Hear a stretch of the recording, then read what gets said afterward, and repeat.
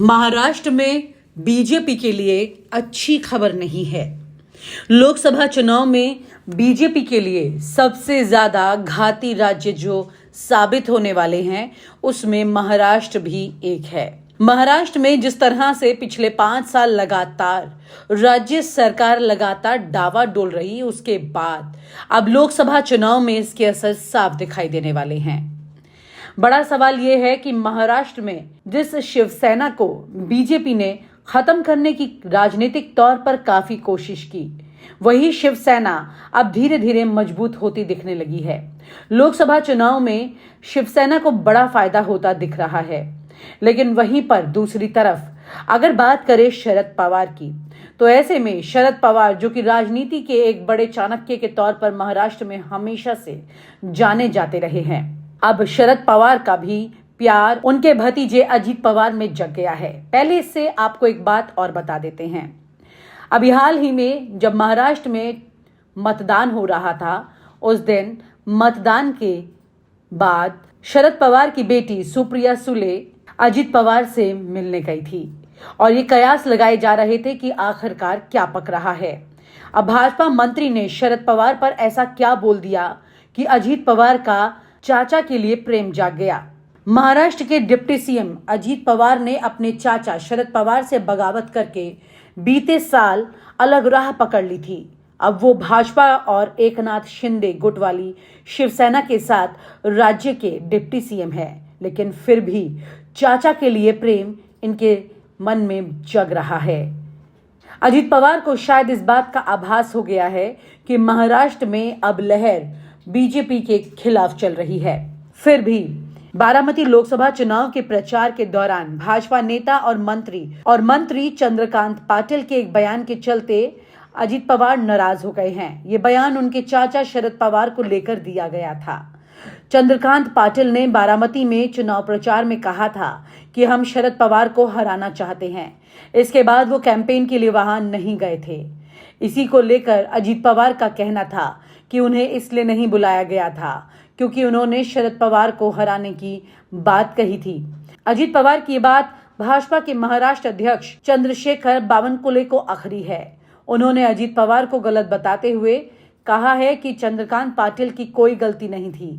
उन्होंने कहा कि चुनाव में ऐसा होता है, विपक्ष के नेता को हराने जैसी बात करने में कुछ भी गलत नहीं है। बावनकुले ने अहमदनगर में ये बात कही थी, जहां वो एनडीए के प्रत्याशी डॉक्टर सुजय विखे पाटिल के समर्थन में प्रचार करने आए थे।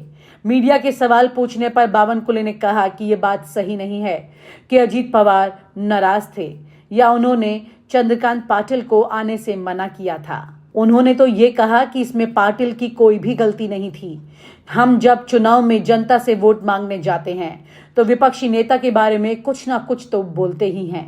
यही नहीं, शरद पवार के एक और बयान पर चंद्रशेखर ने खुलकर बात की। उन्होंने कहा कि अब शरद पवार कह रहे हैं कि छोटे दल कांग्रेस में विलय कर सकते हैं। ये पहली बार नहीं है। शरद पवार जब भी कमजोर होते हैं तो वो खुद किसी न किसी का हाथ थाम ही लेते हैं। इसके बाद जैसे ही वो थोड़ा सा मजबूत होते हैं, उसका साथ छोड़ ही देते हैं। अब वो जानते हैं कि बारामती में समेत पश्चिम महाराष्ट्र में एनसीपी का वजूद संकट में है। भाजपा अध्यक्ष ने कहा कि पृथ्वीराज चौहान सही कहते हैं कि चुनाव के बाद एनसीपी और उद्धव सेना का वजूद समाप्त हो जाएगा। उनका शायद यही मतलब था कि उद्धव सेना और शरद पवार की पार्टी का कांग्रेस में विलय हो जाएगा। उन्होंने कहा कि शरद पवार जानते हैं कि स्थिति कमजोर है तो कांग्रेस को ही पकड़ लिया जाए। वहीं उद्धव ठाकरे भी वही करते हैं जो कांग्रेस कहती है। वो तो वोट के लिए किसी भी स्तर तक जा सकते हैं। सही बात है कि लोकसभा चुनाव के बाद शरद पवार और उद्धव ठाकरे कांग्रेस के साथ हो सकते हैं। में आई है और आपने जो ठीक है, मैं सारी बातें बताने की कोशिश करता हूं।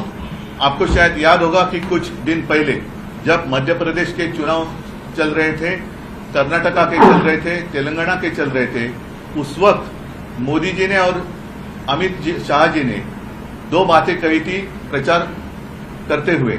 एक तो मोदी जी ने कहा था कर्नाटका में कि जब आप चुनाव के लिए मत देने के लिए जाएंगे तो बजरंग बली की जय बोलकर आप बटन दबाइए।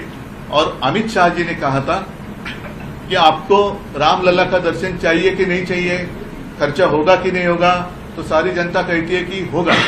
तो उन्होंने उनको आश्वस्त किया था। ये उनका प्रचार जब भाषण किया उसमें का मैंने आपको एक हिस्सा दिखाया कि आप अगर यहाँ भाजपा की सरकार बनाओगे तो आप सभी को रामलला का दर्शन हम फ्री में कराएंगे।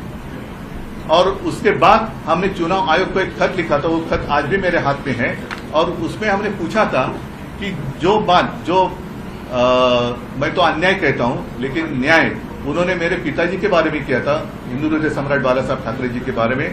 उनका तो मतदान करने का अधिकार छीना गया था 6 साल के लिए जब अटल जी प्रधानमंत्री थे, और उनको चुनाव लड़ने के लिए 6 साल के लिए पाबंदी लगाई थी। खैर वो तो कभी चुनाव नहीं लड़ना चाहते तो वो बात अलग है, लेकिन अब कुछ बदलाव उसमें आपने किया है क्या कि उस वक्त जो गुनाह माना जाता था उसमें आपने कुछ बदलाव कर कुछ चीजें लाई है क्या नहीं, तो हमें अवगत करें।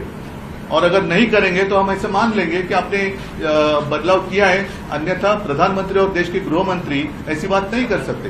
तो खैर उसके बावजूद उन्होंने कुछ हमें उत्तर तो नहीं दिया। हमने एक स्मरण पत्र भी दिया, अब तक उत्तर नहीं आया।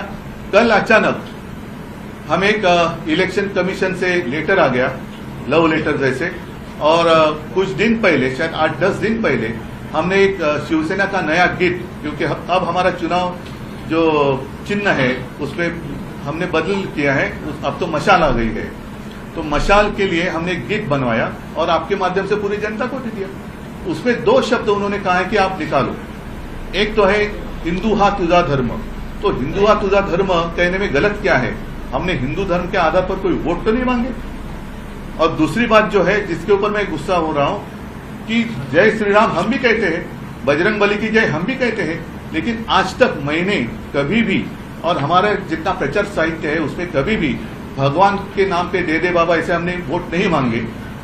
तो वैसे वोट बीजेपी मांग रही है, हमने तो उसमें वोट नहीं मांगे। लेकिन जो गीत है उसमें कोरस में जो महाराष्ट्र में हर जगह एक नारा लगता है, जय भवानी जय शिवाजी, वो नारा हमने लिया है।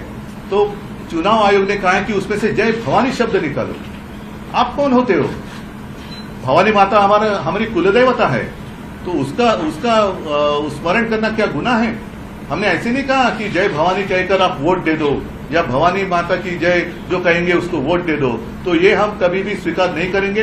और अगर चुनाव आयोग हमारे ऊपर कार्रवाई करने की कोशिश करे तो हम कहेंगे पहले इन दोनों के पर करो और बाद में हमारे ऊपर करो। लेकिन महाराष्ट्र की जो कुलदेवता है भवानी माता, उसका उल्लेख हम तो जरूर करेंगे और उसका अपमान हम नहीं सहेंगे। और आप हमसे जुड़े रहने के लिए सब्सक्राइब करें YouTube पर, फॉलो करें Twitter पर और लाइक करें Facebook पर। और ज्यादा जानकारी के लिए आपको टाइप करना होगा सिर्फ न्यूज़ नशा।